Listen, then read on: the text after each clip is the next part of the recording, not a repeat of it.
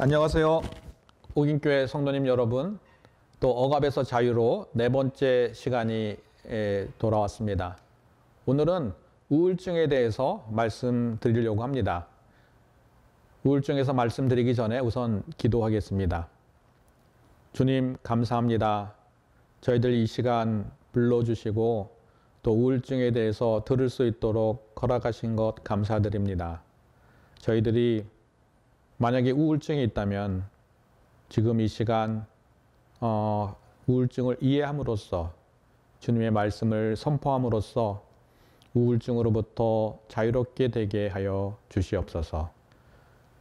주님께서 처음부터 끝까지 인도하여 주셔서 성령의 능력으로 성령의 인도함을 받아서 저희들이 이 우울증에 대해서 알 수 있도록 주님께서 함께하여 주시옵소서. 이 모든 말씀 예수 그리스도 이름으로 기도 올리옵나이다. 아멘. 우울증을 보면은 우리가 이제 자기 반응으로 이제 우울증이라고 이야기합니다. 우울증은 자기 자신의 절망, 자기 자신의 소망이 없으므로 결국은 타인과의 상실로 인해서 자기 자신에 대해서 소망이 없기 때문에, 그리고 슬퍼하기 때문에 소망이 없어져서 그러한 슬픔이 지속이 되어 절망하고 또 절망을 느끼게 돼서 나타나는 감정입니다. 그 슬픔으로 인해서 미래를 부정적으로 평가해서 생기는 감정인 것입니다. A국에서 사역하는 선교사를 만났습니다. B교회 담임 목사님이 A국 선교하시는 선교사를 만난 거죠. 그 B교회 담임하는 목사님이 선교사님에게 자기 경험을 이야기했습니다. 그 목사님은 연초에 교회에서 기도 중에 이 교회에서 내 할 일이 다 했다라는 감동을 주셨습니다. 그 목사는 교회에서 할 일이 다 했으니 하나님께서 어디로 보내실까라는 기대를 하고 있었습니다. 그 교회가 성장하여 원로 목사는 29주년 기념 예배를 하고 싶어 했습니다. 교회가 30년 가까이 된 교회였고 29년의 역사를 가졌지만 한 번도 기념주일을 지켜보지 못했습니다. 그만큼 열악했던 교회였습니다. 그러나 이 후임 목사가 와서 교회가 부흥이 되니까 원로 목사님은 기념주일을 지키고 싶어 했습니다. 29주년. 저희 교회도 올해가 72주년 기념주일을 2월 말에 지켰죠. 그와 같은 기념주일을 지키고 싶어 했습니다.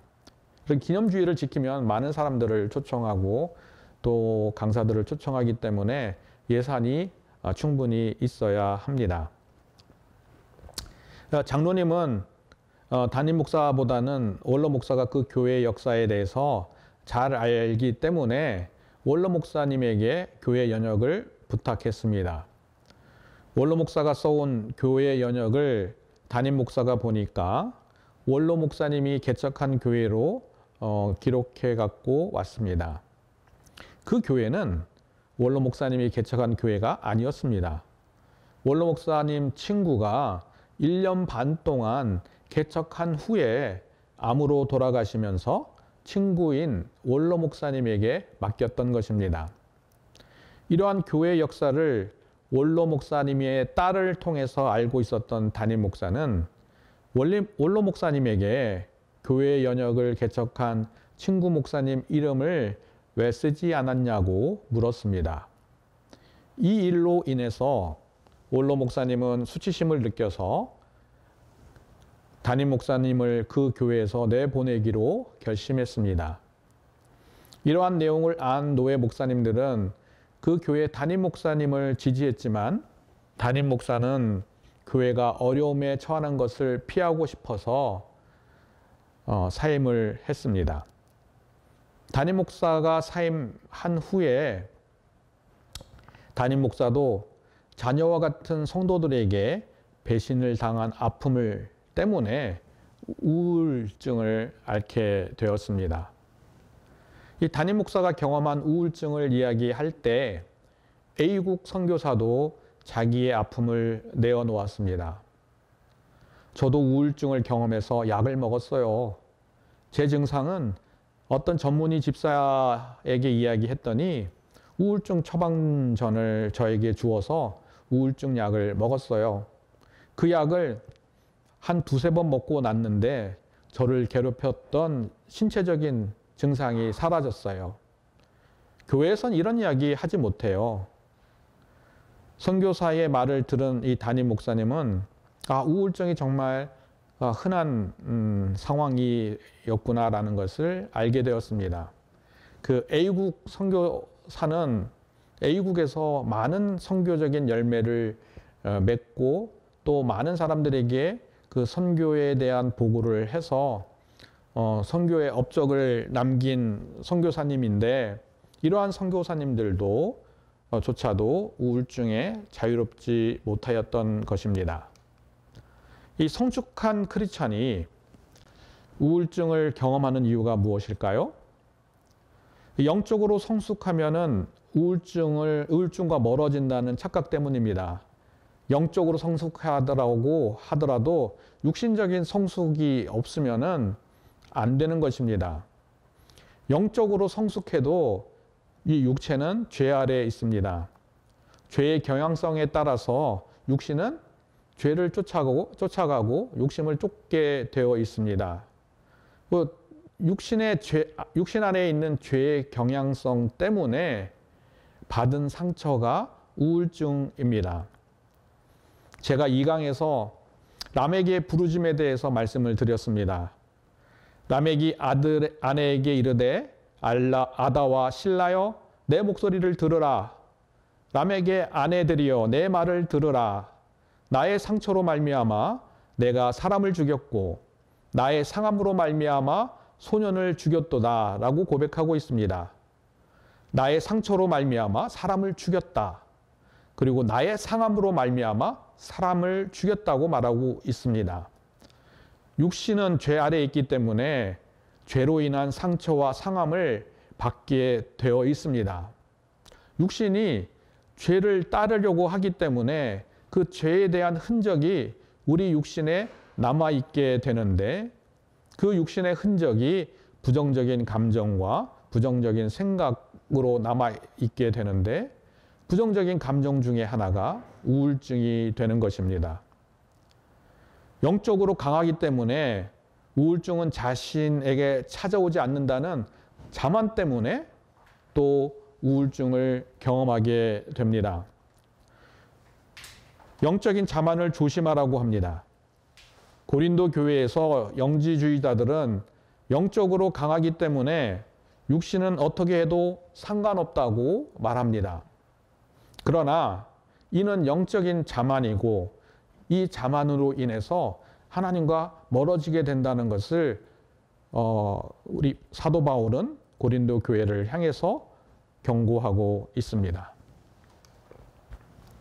그런즉 선줄로 생각하는 자나 넘어질까 조심하라고 고린도 전서에서 말하고 있습니다. 자기 자신이 교만하게 되면 결국은 넘어지게 됩니다.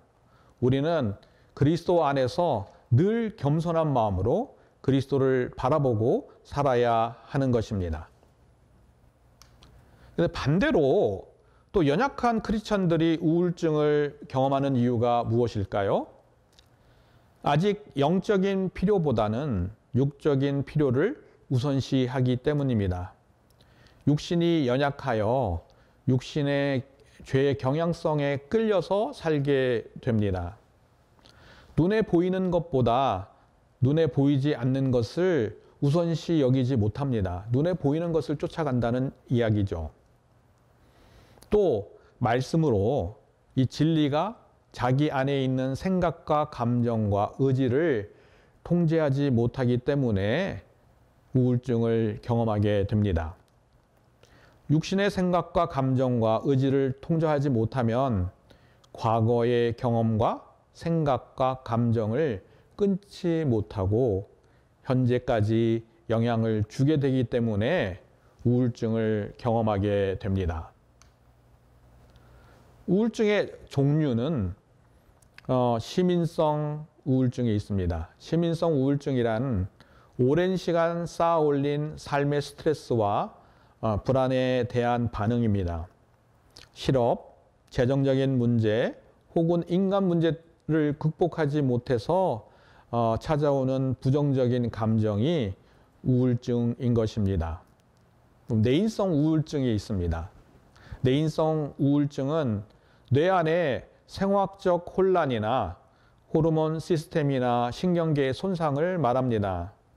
지속적인 낙담, 자신의 무가치한 생각, 주의력 결핍, 죄책감과 같은 낮은 자존감이 찾아와 흥미를 저하시키고 쉽게 피로하는 신체 증상이 함께 동반되는 우울증입니다. 외인성 우울증이 있습니다. 외적인 사건이나 타인의 관계를 통해서 나타나는 반응입니다. 외적으로 진행되는 것에 대한 반응인 것이죠. 또 기질성 우울이 있습니다. 우울증이 발생하기 쉬운 성향을 지니게 됩니다. 어떻게 이렇게 우울증이 발생하기 쉬운 성향을 지니게 될까요? 간질, 뇌혈관 질환, 순환계, 소화계, 감염성 질병, 심근경색, 갱년기 장애, 중독 현상 등이 신체적인 질병이나 약물 복용으로 생긴 우울증을 말합니다. 마지막으로 계절성 우울증이 있습니다. 뇌 안에 생화학적인 혼란이나 호르몬 시스템이나 신경계 변화로 순환적으로 나타나는 우울증입니다.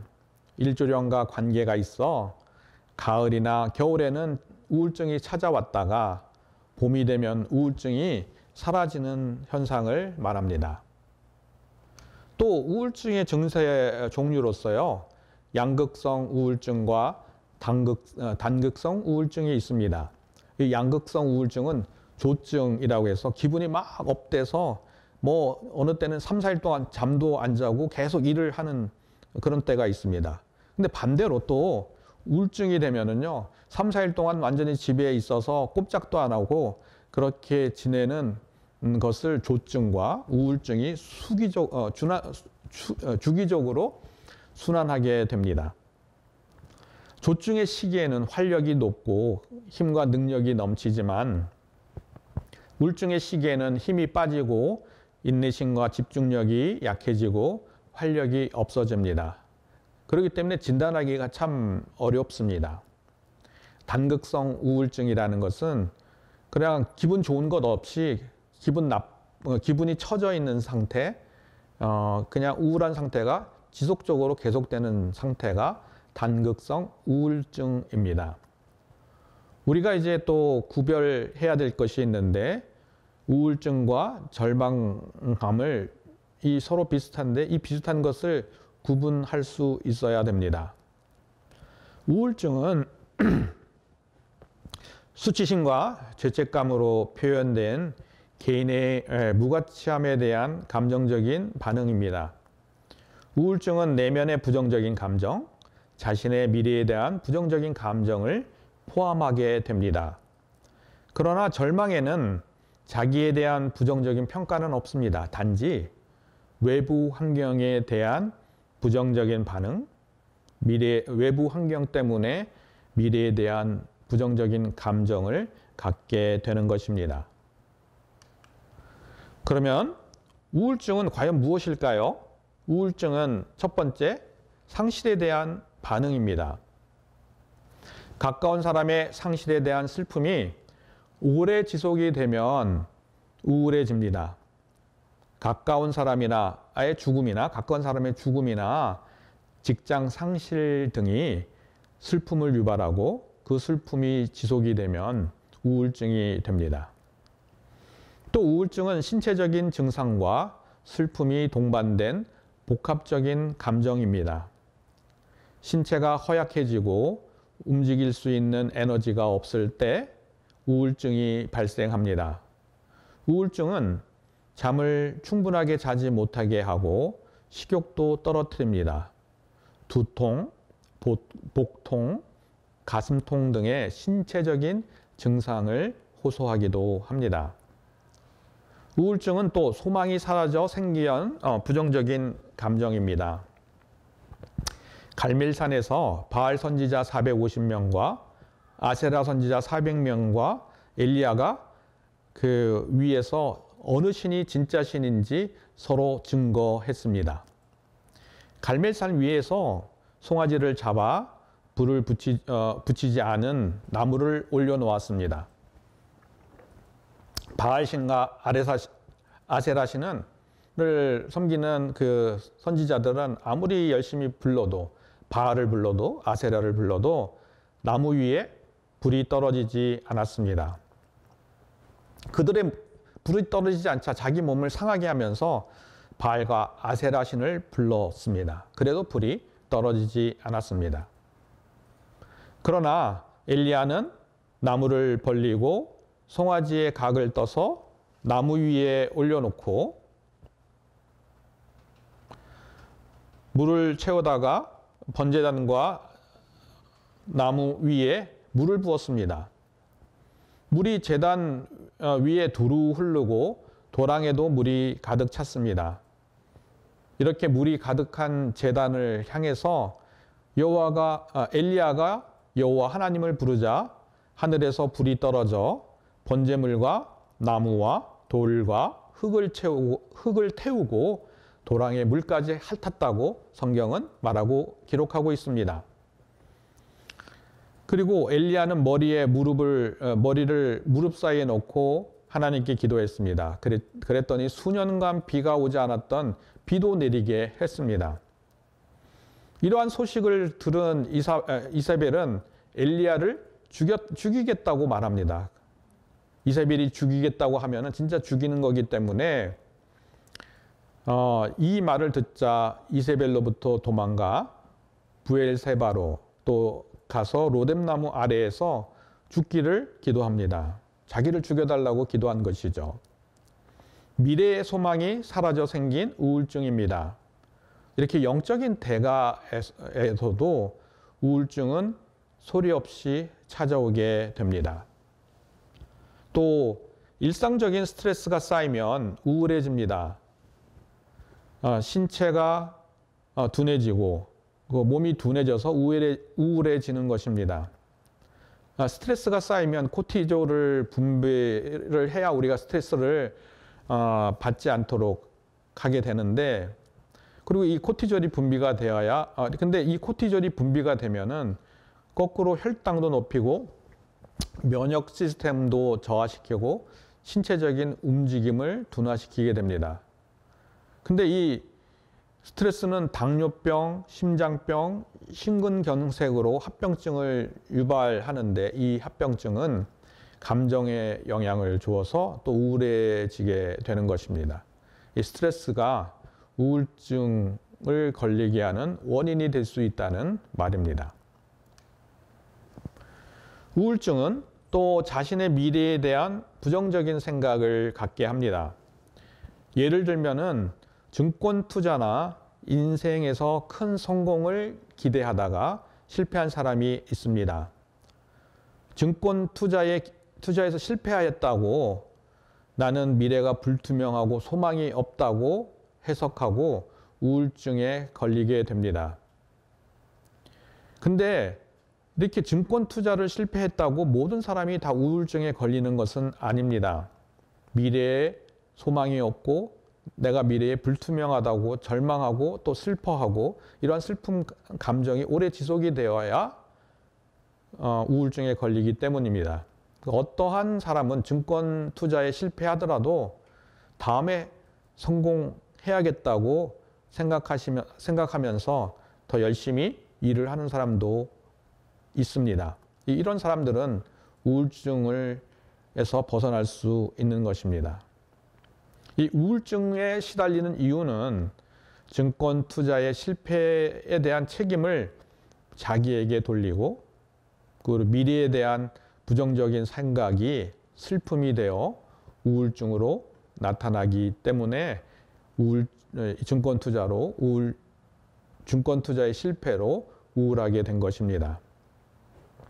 이렇게 슬픈 사건을 경험하고 그다음에 슬픔을 회복하지 못하면은 우울증이 되는 것을 알 수 있습니다. 이 슬픈 사건을 경험하고요. 슬픔이 1년 이상 지속이 되면 우울증을 경험하게 됩니다. 우울증은 어떻게 나타나게 됩니까? 우울증은 정서적인 증상과 신체적인 증상을 함께 동반합니다. 일하기 싫거나 집에서 그냥 푹 빠져서 계속 있거나 집에 머물러 있거나 잠을 자지 못하고 초조하거나 우유부단해집니다. 또 일반적인 질병들과 비슷한 증상이 나타납니다. 중추신경계 혼란, 위장장애, 근육장애, 심장에 문제가 생기거나 또 호흡기에 문제가 생기거나 두통, 요통, 피곤함, 조바심, 과민증에 대한 그런 증상들이 나타나기도 합니다. 또 우울증은 모든 일에 대해서 완벽하게 처리하고자 합니다. 어떤 일은 꼭 이루어야 된다는 그러한 당위성을 가지고 일을 하기도 합니다. 또 우울증은 수치심과 같이 자기를 멸시하고 또 불안하기 때문에 오히려 더 율법주의에 빠지고 율법을 행하려고 합니다. 그리고 반대로 율법대로 살지 못하는 사람들을 향하여 극도의 분노를 표현하기도 합니다.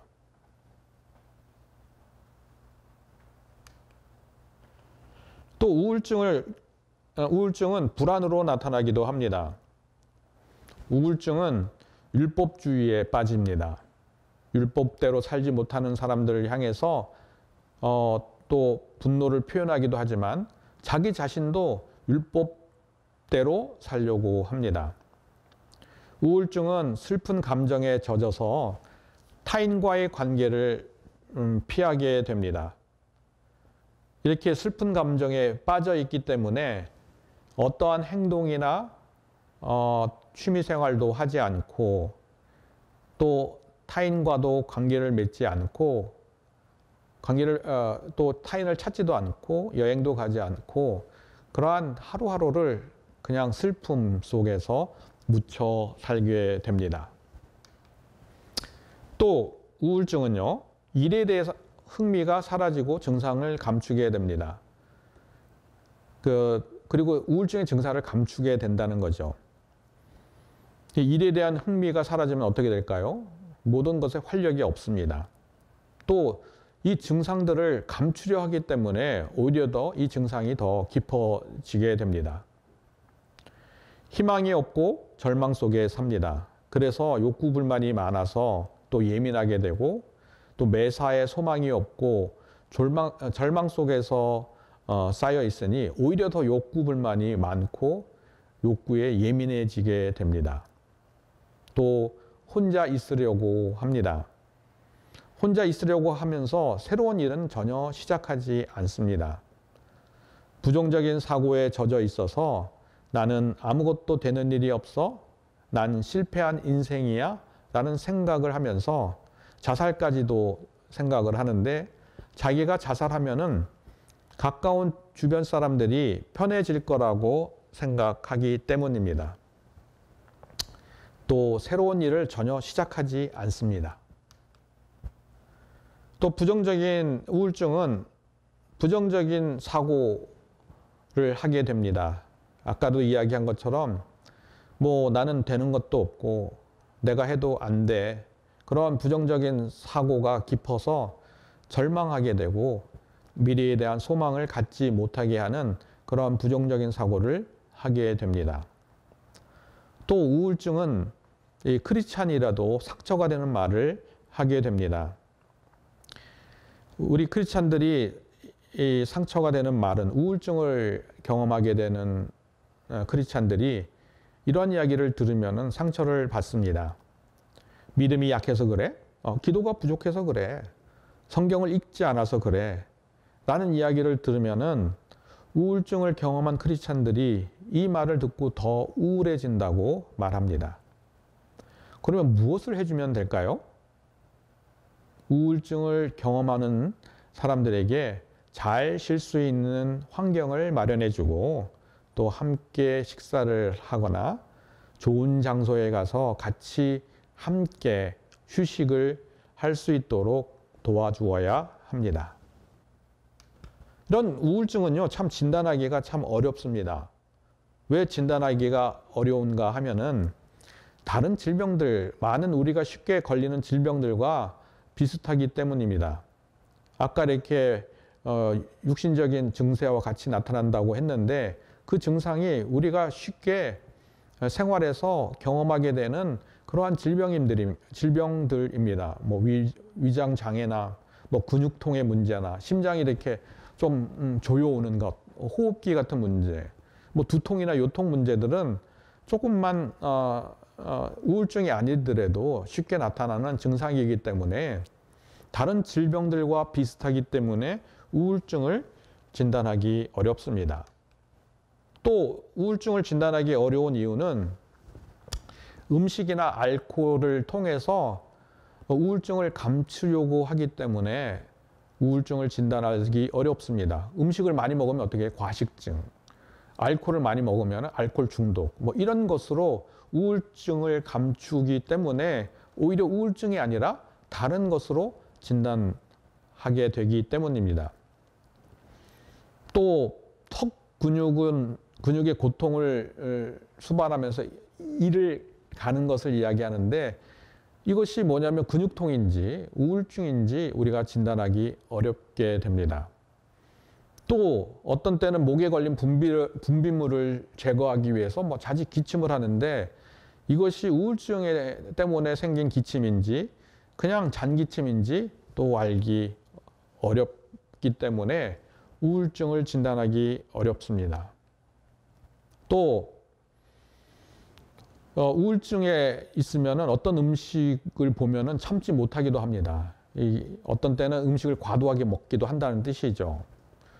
또 어떤 때는 공기를 많이 이렇게 과도하게 흡입하는 그러한 포만감을 가지려고 하는 현상도 나타납니다. 이러한 의학적인 현상들은 외형적으로 이렇게 질병으로 나타나는 것인지 우울증이 육체에 영향을 줘서 나타나는 것인지 진단하기 어렵게 하고 오히려 우울증보다는 오히려 신체적인 질병을 치료하기 때문에 우울증은 더 깊어지게 됩니다.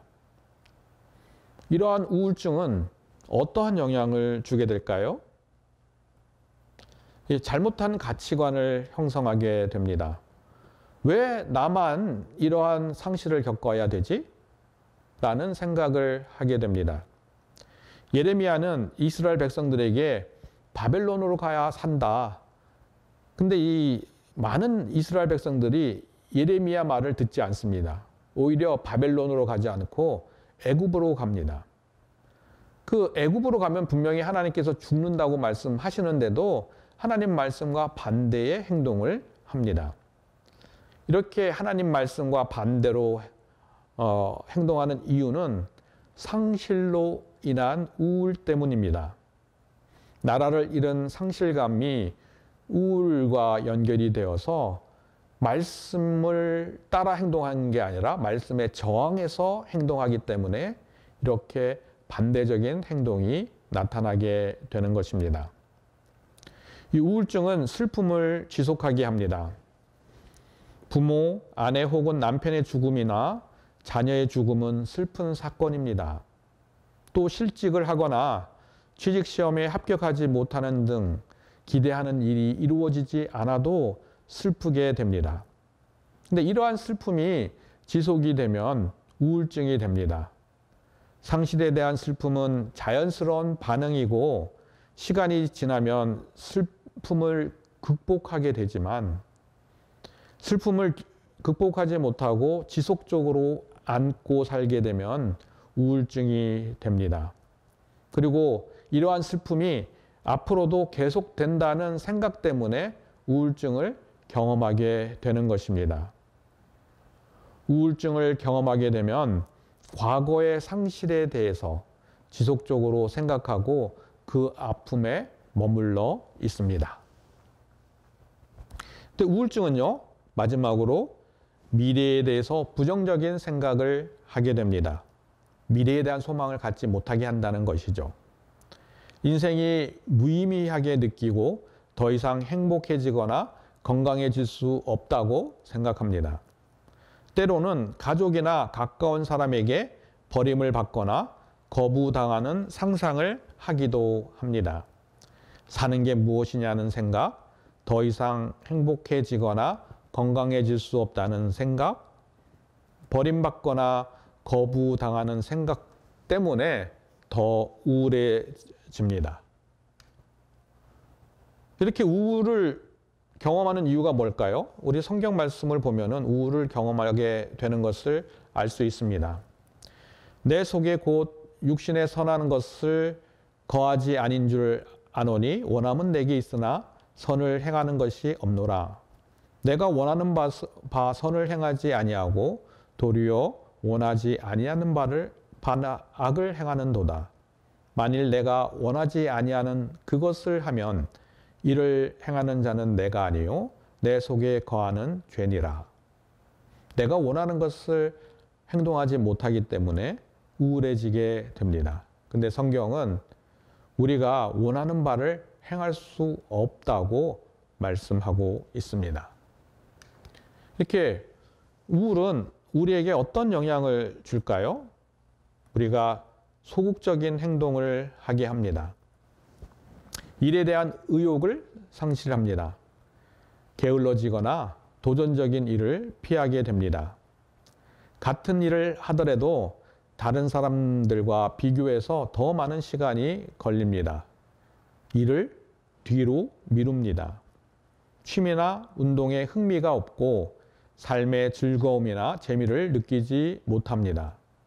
자신을 고립시킵니다. 신체가 허약해집니다.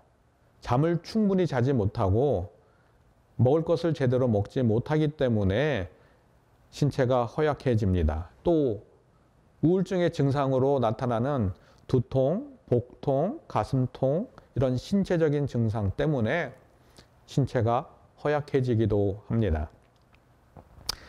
스트레스 대처 능력이 저하되기 때문에 더 저하됩니다. 심장병, 코티졸이 스트레스가 이렇게 쌓이게 되면은 스트레스를 이렇게 낮춰주는 코티졸이 나타나야 되는데 이 코티졸이 부족하게 되면 심장병, 당뇨병, 심근경색 등으로 합병증을 유발하게 되어서 스트레스를 제대로 대처하지 못하게 됩니다. 또 우울증은 세로토닌 호르몬을 저하시킵니다. 이 세로토닌 호르몬의 부족으로 세로토닌 호르몬은 평안이나 안정을 주는 호르몬인데 이런 세로토닌 호르몬의 부족으로 평안과 안정을 취하지도 못하고 어떤 일에 집중하지도 못하게 되는 것입니다. 뇌에 대해서 조금 말씀을 드리겠습니다.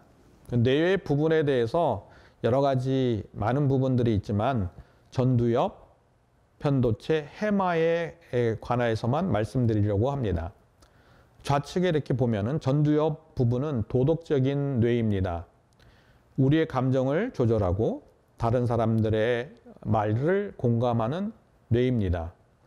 주의 집중을 하게 하고 또 충동성을 억제하는 뇌입니다. 또 가운데 있는 편도체 초록색 부분은요, 감정적인 뇌라고 말하면서 감정을 처리하는 뇌입니다. 이 자동적으로 감정을 처리하는 뇌가 편도체입니다. 이 해마는 기억하는 뇌입니다. 과거의 행동을 기억하고 과거의 감정을 기억하고 그것을 저장하는 뇌입니다.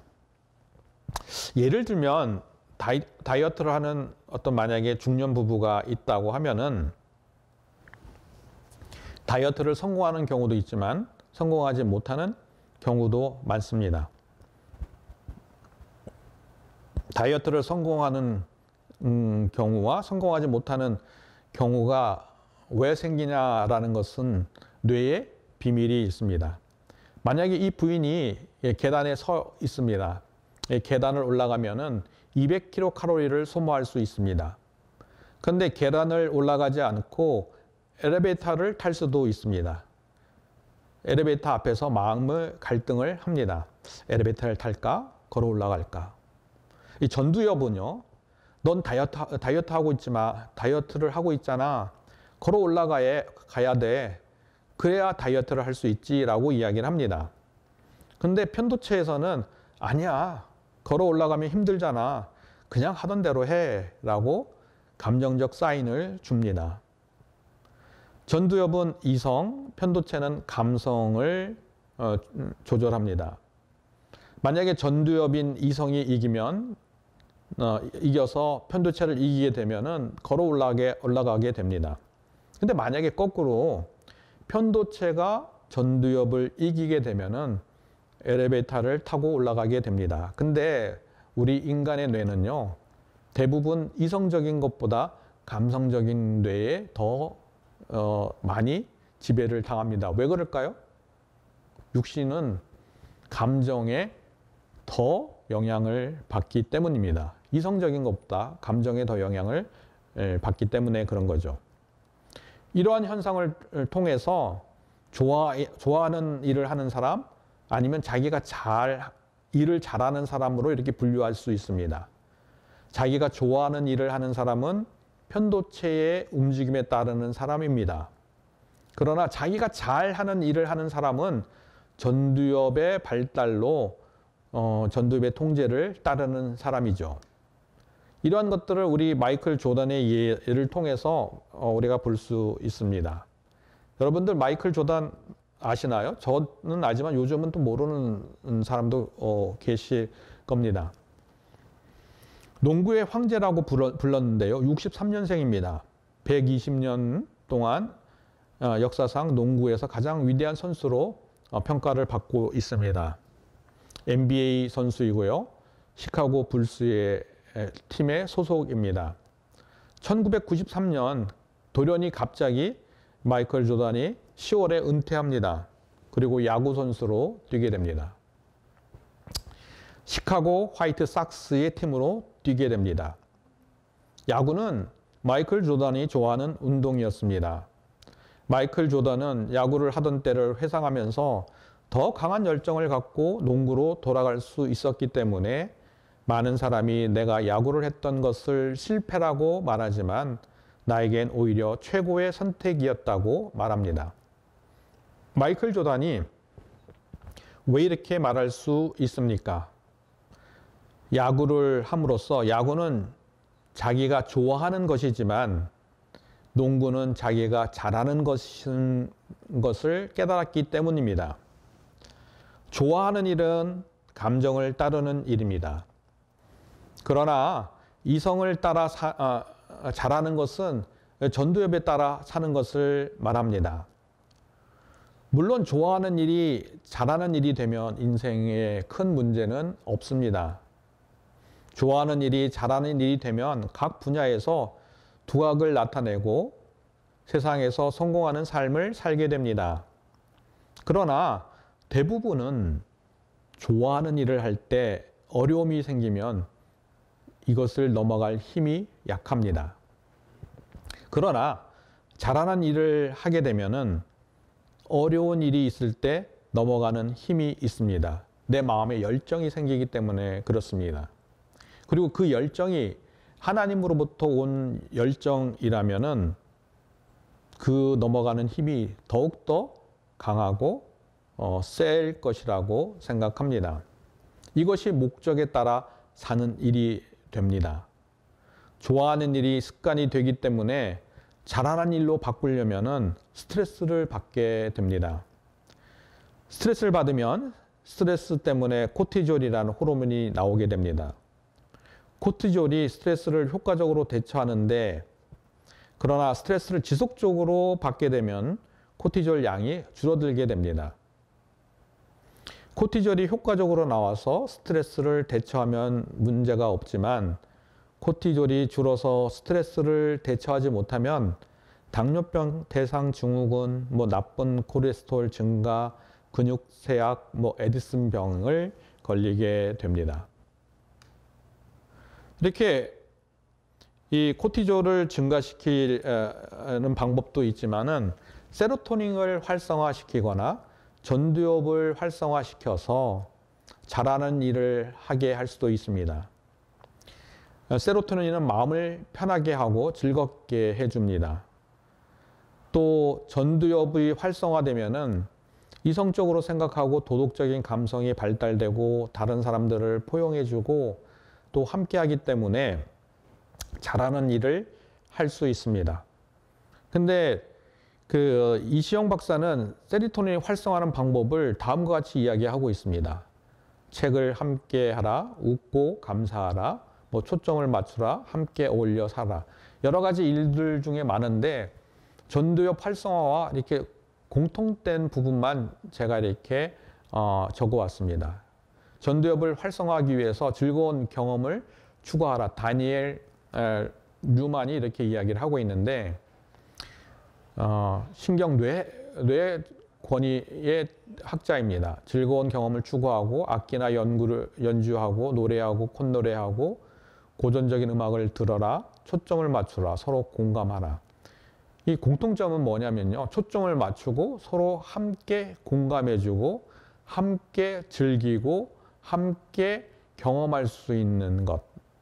책도 타인의 경험을 함께 공유하는 것이 되기 때문에 이것을 통해서 세로토닌을 활성화할 수 있고 이것을 통해서 전두엽을 활성화시켜서 자기가 잘하는 일을 할 수 있게 되고 자기가 잘하는 일을 하게 되면은 어떻게 돼요? 우울증에서 벗어날 수 있는 길이 됩니다. 특히 자기가 잘하는 일이 하나님의 뜻에 맞춰서 하나님의 목적에 맞춰서 그 잘하는 일을 하나님께 드리게 되면은 우울증에서 자유롭게 됩니다. 또 어떻게 하면은 우울증에서 자유롭게 됩니까? 수치심에서 말씀을 드렸는데 여기도 똑같이 부정적인 감정과 연결된 부정적인 생각을 분리해야 됩니다. 아무리 노력해도 나아지지 않아. 이런 환경은 내가 변화시킬 수 없어. 나는 이 우울증을 이길 수 없어. 이런 생각을 왜 하게 되었는가 생각을 해보고 이 생각과 연결되어 있는 감정은 무엇인가? 그리고 이 감정은 진실인가? 거짓인가? 라는 것을 스스로 살펴보면서 부정적인 감정과 연결되어 있는 부정적인 생각을 한번 찾아보게 됩니다. 같은 부정적인 생각이라도 같은 부정적인 감정을 나타내지는 않습니다. 반드시 그렇지는 않습니다. 여러 가지 감정들을 나타나게 되는데 왜 꼭 이 우울증이라는 부정적인 감정을 나타나게 되는지 그것을 원인을 살펴보면은 우울증에서 자유롭게 되고 원인을 살핀다는 것은 이 부정적인 감정과 연결된 부정적인 생각을 분리하는 것입니다. 저기 지금 화면에 감정과 분리가 되는데 생각과 분리입니다. 이 잘못된 PPT입니다. 고쳐서 받아들이면 좋겠습니다. 부정적인 생각이 반드시 우울로 연결되지 않음을 알게 되면 부정적인 생각과 부정적인 감정을 끊을 수 있습니다. 또한 부정적인 감정을 믿음으로 바꿔야 됩니다. 부정적인 감정을 믿음으로 바꿀 수 있지만 하나님에 대한 소속감을 느끼지 못하면 하나님 자녀의 소속감을 알지 못하면 부정적인 감정을 믿음으로 바꾸기 어렵습니다. 그래서 우리 사람들 사이에서 애착 관계를 잘 형성하여야 또 하나님과에 대한 믿음도 잘 형성할 수 있습니다. 우울증에서 자유로워지려면 애착 관계를 형성해야 되는데 안정 애착 관계를 형성해야 합니다. 안정 애착은 태아가 세상에 나와서 어머니로부터 사랑과 안정을 받을 때 형성이 됩니다. 어머니가 태아를 출산할 때 태아는 어머니와 단절을 경험합니다. 그리고 이러한 단절로 인해서 태아는 어머니와 안정적인 애착 관계를 형성하려고 합니다. 이때 어머니와 태아가 안정적인 애착 관계를 형성하면 태아는 평온하고 안정적으로 됩니다. 이렇게 안정적인 애착 관계를 형성하려면 태아가 어머니의 사랑과 안정을 경험해야 됩니다. 그러나 태아가 어머니로부터 부적절한 애착 관계를 형성하게 되면 태아는 불안해지고 공격적으로 됩니다. 불안정한 애착 관계로 인해서 우울증이 생기기 때문에 타인에게 막 인정을 받으려 하거나 또 사랑을 받으려는 동기가 강해지기 때문에 내가 왜 이렇게 타인에게 인정받으려고 하는지, 사랑을 받으려고 하는지, 이러한 것들이 부적절한 애착관계로부터 왔다는 것을 알게 되면은 안정애착을 형성하고 우울증에서 자유롭게 됩니다. 또 어떻게 우울증에서 자유롭게 될까요? 결국은 우리는 소망의 능력을 회복해야 합니다. 이 소망의 능력으로 미래에 대한 소망을 가져야 합니다. 어떻게 이렇게 소망을 가지게 될까요? 환경을 통제할 수 있는 능력을 키우면 소망을 갖게 됩니다. 높은 기대를 만족시키면 소망을 이루게 될까요? 자기가 이렇게 원하는 것들을 이루게 되면 소망을 이루게 되느냐라는 것입니다. 이것은 우리가 우울증에서 자유롭게 되려면 우울이 주는 거짓말로부터 벗어나고 그 우울이 주는 거짓말을 회개해야 합니다. 우울증이 주는 거짓말이 뭡니까? 나는 불쌍하고 무가치하고 그래서 이렇게 늘 비참하게 살아야 된다는 것이 거짓말입니다. 성경적인 관점으로 자신을 바라보게 되면 우울증에서 자유롭게 됩니다. 성경적인 관점으로 사물이나 대인관계를 재해석하면은 우울증을 유발한 부정적인 사고가 긍정적인 사고로 바뀌게 됩니다. 성경적인 관점으로 자신과 타인과 사물을 바라보려면 성령의 도움이 필요합니다. 성령이 진리로 인도하고 진리 안에 있어야 성경적인 관점으로 나 자신과 사물과 환경을 바라볼 수 있을 수 있기 때문입니다. 로마서 12장 2절 말씀에 이 시대를 본받지 말고 오직 마음을 새롭게 함으로 변화받아 하나님의 선하시고 기뻐하시고 온전한 뜻이 무엇인지 분별하라고 말씀하고 있습니다. 이 마음을 새롭게 한다는 것은 마인드를 뜻하는데 이 생각을 새롭게 하는 것을 말합니다. 우리가 성경적인 정체성, 성경적인 생각을 가지고 진리를 계속 쌓고 받아들일 때 우리가 마음을 새롭게 할 수 있게 됩니다. 우리가 이렇게 진리를 계속 쌓고 진리를 알게 되면 하나님의 자녀의 소속감을 알게 되고 경험하게 되고 하나님의 자녀의 소속감을 회복하게 됩니다. 하나님 자녀가 누릴 지위, 능력, 위엄 등을 성경적인 믿음으로 바라보게 됩니다. 베드로전서 1장 21절 말씀에 너희는 그를 죽은 자 가운데서 살리시고 영광을 주신 하나님을 그리스도로 말미암아 믿는 자니 너희 믿음과 소망이 하나님께 있게 하셨느니라. 하나님께서 죽은 자 가운데서 살리시는 그 하나님 그리스도로 말미암아 우리가 믿음과 소망이 하나님께 두고 세상에 두었다고 말씀하고 있습니다. 우리가 믿음과 소망을 세상에 두지 않고 하나님께 두면 우리가 그 안에서 하나님 자녀의 소속감들을 알게 되고 회복하게 됩니다. 또 어떻게 이 우울증에서 자유롭게 됩니까? 회개합니다. 세상의 기준으로 나를 판단하고 슬퍼하고 절망한 것을 회개합니다. 그리고 진리를 선포합니다. 나는 하나님의 자녀이고 내 안에 성령님은 기쁨의 영이시다라는 진리를 선포합니다. 이 말씀은 주 안에서 항상 기뻐하라. 내가 다시 말하노니 기뻐하라. 빌립보서 4장 4절의 말씀을 근거한 것입니다. 사탄은 소망을 갖지 못하게 하고 하나님은 소망이 있다고 말씀하십니다. 죄송합니다. 이 생각을 할 때 두 개의 바퀴가 떠올랐습니다. 사탄은 바퀴를 돌려 우리를 슬퍼하게 하지만 하나님께서는 사탄보다 더 큰 바퀴를 돌려서 우리에게 소망을 갖게 하시는 것입니다. 성령이 친히 우리의 영과 더불어 우리가 하나님의 자녀인 것을 증거하시나니 자녀이면 또 상속자, 곧 하나님의 상속자요 그리스도와 함께한 상속자니 우리가 그와 함께 영광을 받기 위하여 고난도 함께 받아야 할 것이니라. 이 고난을 받게 된 이유가 뭐예요? 우리가 그리스도의 상속자임에 증거하고 확인하기 위해서 고난을 받게 되고 고난을 통해서 또 그리스도의 영광을 받게 된다고 성경은 말하고 있습니다.